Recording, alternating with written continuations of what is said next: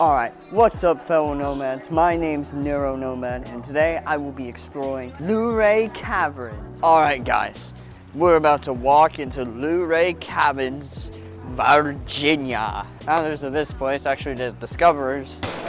You'll see that on the way out, right? Yeah. So we stay on one side.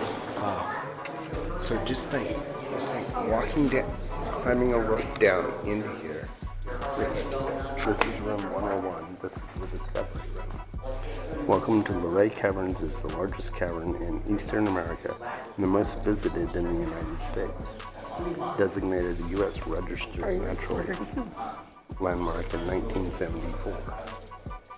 William Campbell, Andrew Campbell, and Benton Stebbins discovered this natural wonder on August 13, 1878. They had found a promising sinkhole, which is a depression in the ground. Andrew and Benton felt cool air coming out of a quarter-size hole. Quarter size. Like your eyeball. Like who would even notice? They dug away at that hole and created an entrance just large enough for Andrew to slide down with a candle. They named the first formation they saw the Washington Column after our first president. It's cool how it looks so 3D. Amphitheater.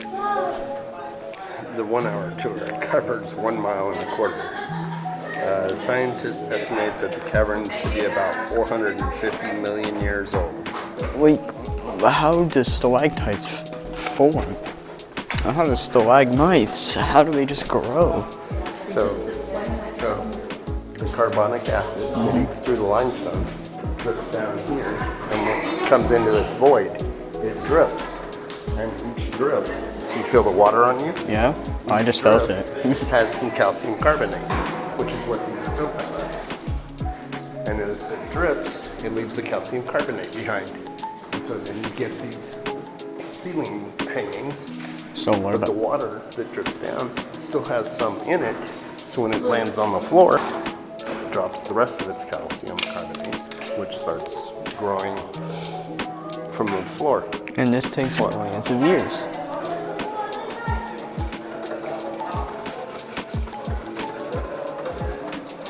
To the right of the natural bridge archway is a consecutive row of short curved formations, long, thin, and in such a perfect line of almost uniform length that explorers were reminded of an old-fashioned fish market. I don't see fish over there. You have to go back. Those look more like teeth. Dreamland. That's not a whole hole over there. That's a half. That's a perfect reflection. Wow. That's insane. Look at that. It's just so crazy when you really look out there and realize your eyes are deceiving you. So Dream Lake creates the illusion of a small sea of large stalactites. But that's just the dream. What you're really seeing is a perfect mirror reflection of the sea. Dream Lake is the largest part of the body of water in Luray Caverns, covering 2,500 square feet. The deepest part of the lake is between 18 to 20 inches. This is a hole. This is a hole. This is a hole. Oh, what? Pluto's ghost. I don't see no ghost here. Pluto's ghost abyss below is called Pluto's ghost, the abyss. It is 500 feet in length and 90 feet in depth. The sedimentary layers of the cavern are visible along the far wall as the solution process occurred over millions of years. The discoverers first referenced the specter of the column, then realizing the mythological beauty relating to the ancient gods, named it Pluto's ghost, the Roman god of the underworld. The walkways through the caverns follow a figure 8 pattern. Pluto's ghost is at the center of the figure 8, and this formation will be visible on 2 more occasions. This is what happens when your columns merge. Yeah? You then get this wedge, you get this wash that comes down, because you see where somebody's touched it and punched the hole in it. You see that? It sucks, man. Why would someone do that? Because it is literally, you know, paper thin. It takes eons to get to that point. This is Skeleton Gorge. Over the railings of Skeleton Gorge, human skeletal remains were found in this area. The bones were most likely washed into the gorge through a previously existing opening. Researchers determined the fragments were from a subadult female and had been embedded in calcite for hundreds of years. They are now in the collection of the Smithsonian in DC.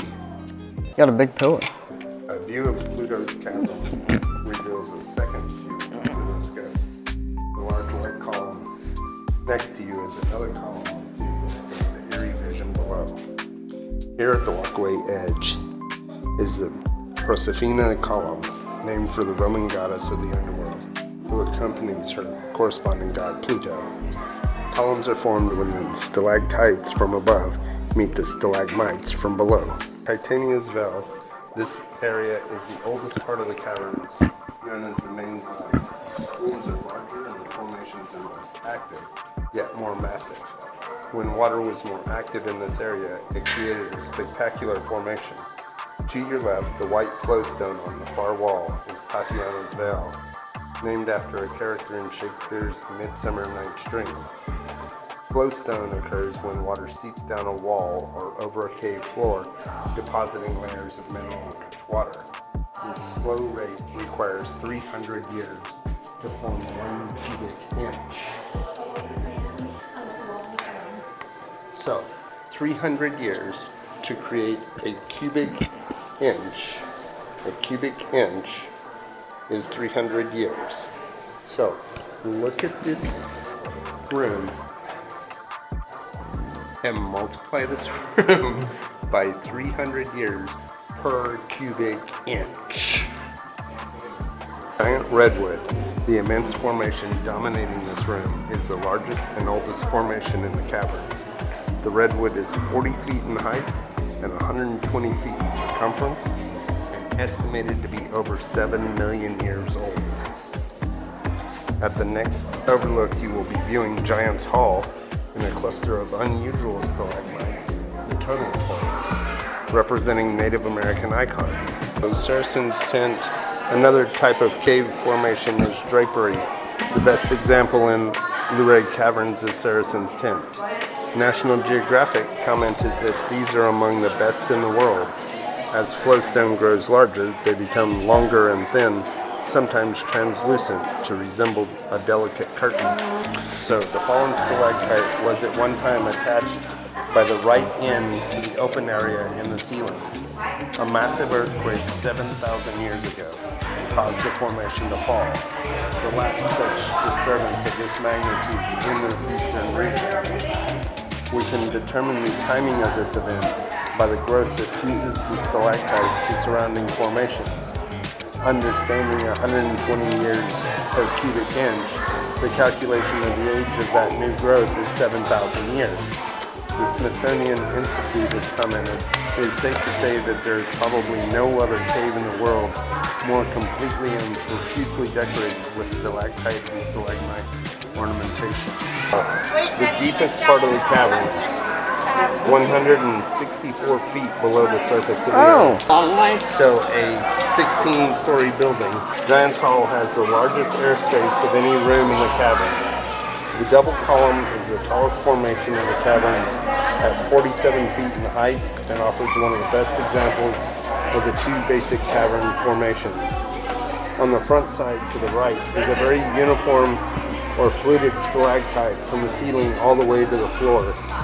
On the back left side is a stalagmite forming from the floor in distinct mounds or ridges almost all the way to the ceiling. This came down and that's going up. They did not exactly meet, but are joined side by side. This is the cathedral, which says, once known as the ballroom for the occasional dances held here. They've come here. Complete with a local band, hoop skirts, dress pants, and a plank floor. Wow. This room was later named the cathedral, referring to the ethereal nature of the huge chamber. This cathedral is also home to the great stalagmite organ.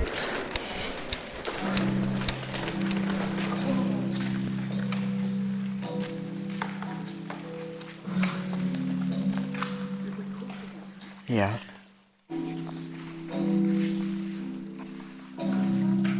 Where is that coming from?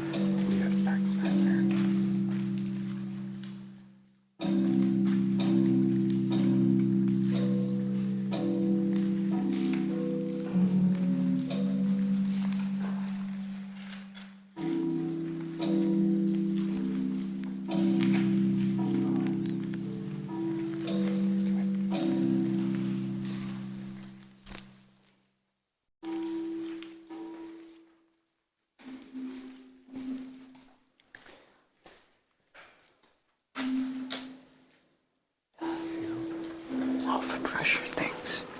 Literally hammering.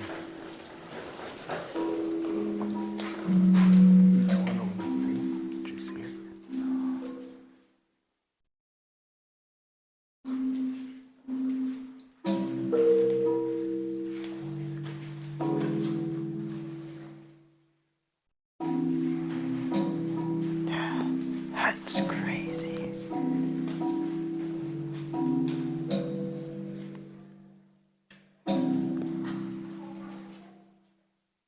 The cathedral is home to the great stalagpipe organ, the largest musical instrument in the world, having appeared in Guinness Book of World Records. The instrument was invented by Mr. Leland W. Sprinkle, a mathematician and electronics engineer. He began work on the organ in 1954 and spent much of the next 3 years bringing his vision to fruition. Wishing well, the deepest body of water in the mountains with the depth at the end of the year, 2 to 3 feet of coins. Coins are coins. In the world's international organizations. That's crazy. They've donated $1 million change since '54. Yep. Whoa.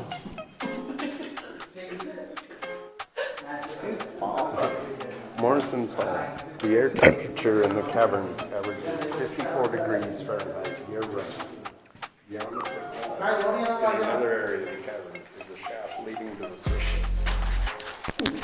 In 1901, Lamar Sanatorium was built over the shaft by the then owner of Luray Caverns. A powerful fan pulled the cool air from the caverns into the home, creating the first air-conditioned house in the United States. The air circulating in here averages about 70 degrees on any summer day. One of the most memorable sights in the cavern are the flat ends. These two stalagmites were accidentally shaped in an enlargement of its tunnel. Early tradition was to rub the eggs for luck. Today, please help preserve these unique formations in their present condition and admire them without touching. This commemorative plaque pays homage to the Page County war veterans who gave their lives in battles around the world. It was originally based in 21, and this location still provides the most visibility in the county. This is the last of the caverns, for one of the discoverers, who steps to encourage the others to join him in the search for what the New York Times has described as the discovery of the century. Alright, fellow nomads, I had a great time here. I saw a lot of stalagmites, stalactites, some weird things. It was very cold, but not too cold, man. I say that I think any autistic person or any person in general could come down here and enjoy themselves in here, just looking at those really cool rocks. As such, I will now rate this beautiful cavern 9 out of 10 Titan heads. Alright, fellow nomads, make sure to like, comment, subscribe, and share this to someone you think would enjoy.